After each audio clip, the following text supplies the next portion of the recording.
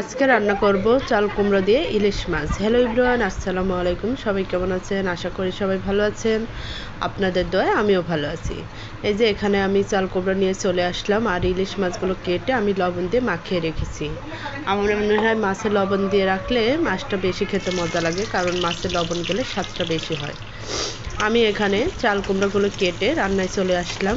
এখন এসে কড়াইয়ে আমি তেল দিয়ে পেঁয়াজ কুচিগুলি দিয়ে দিলাম। এখন আমি পেঁয়াজ কুচিগুলো লাল লাল করে ভেজে নেব।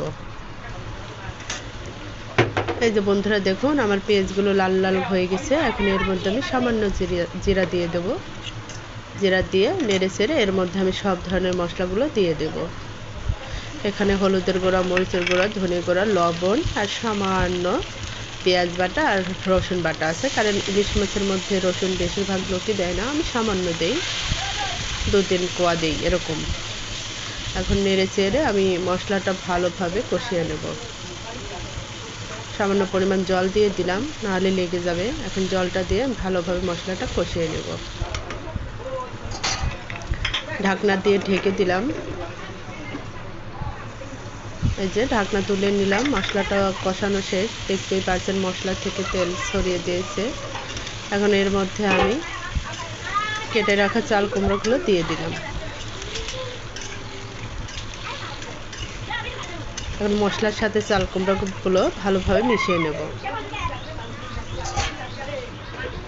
ঢাকনা দিয়ে ঢেকে দিলাম। ঢাকনা তুলে আমি আবারও নেড়ে চেড়ে দিচ্ছি।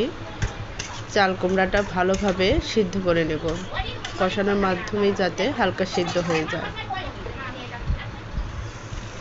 এই যে আমি তুলে এখন ভালোভাবে আবার চাল কুমড়াটা নেড়ে চেড়ে দিচ্ছি, কারণ ইলিশ মাছ অনেক নরম।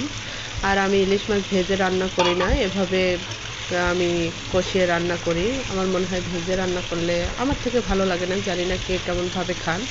আমি এভাবেই রান্না করে খাই।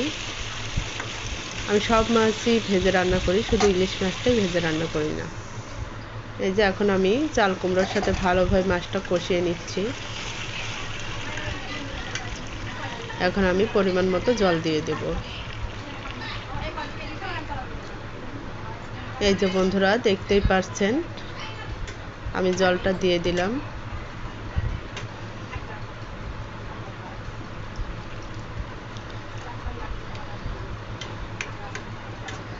এভাবে ইলিশ মাছ রান্না করে খেলে খেতে অনেক মজা লাগে। সত্যিই বলছি বন্ধুরা, খেতে অনেক মজা হয়েছিল। এই যে বন্ধুরা, আমার মাছে বলক চলে এসেছে।